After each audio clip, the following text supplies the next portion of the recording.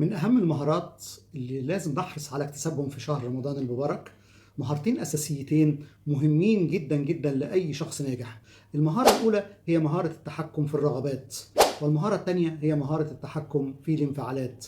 لو بصينا لمهارة التحكم في الرغبات دي مؤداها أو نتيجتها في النهاية إن حضرتك تكون قادر على إنك أنت تسيطر على رغباتك لصالح هدف أكبر وعايز توصل له، وبالتالي تقدر توجه مواردك سواء كانت وقت أو سواء كانت حاجات مادية فلوس وغيره إلى شيء يحقق لك نتيجة أكبر وهدف أكبر. فدي ببساطة إنك أنت هتتعلمها في رمضان، إنك تتحكم في رغباتك وتكون قادر تسيطر عليها، ورمضان جاي عشان يؤكد إنك عندك هذه القدرة وهذه المهارة، أو إنك تبدأ تكتسبها لأنك أنت بتتنازل عن رغبات مشروعة في سبيل هدف أكبر كتير وهو أجر الصيام.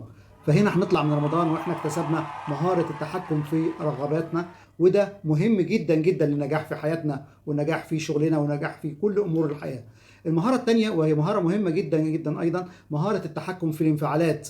هنخرج من رمضان واحنا اتعلمنا ازاي نسيطر على انفعالاتنا حتى في اصعب المواقف، حتى لو حد بيسبنا او بيشتمنا فاحنا عندنا هدف اكبر عايزين نوصل له وهو اجر الصيام. فهنبدأ احنا نعمل على نفسنا سيلف كنترول او تحكم في الذات، وهتطلع من شهر رمضان وانت عندك هذه القدرة وهذه المهارة مؤكدة عندك، وتبقى واثق 100% انك انت عندك هذه المهارة. لما تبقى عندك هذه المهارة هتبدأ انت اللي بتسيطر على المواقف، مش المواقف هي اللي بتسيطر عليك، وبالتالي انت اللي هتقود اي موقف، مش اي انفعال طارئ هيبدأ يوجهك وتقول انا انفعلت فالموقف خرج عن السيطرة من ايدي.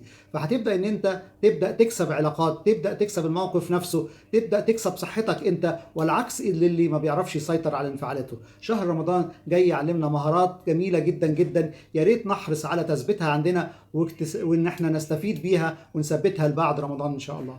كل عام وانتم بخير.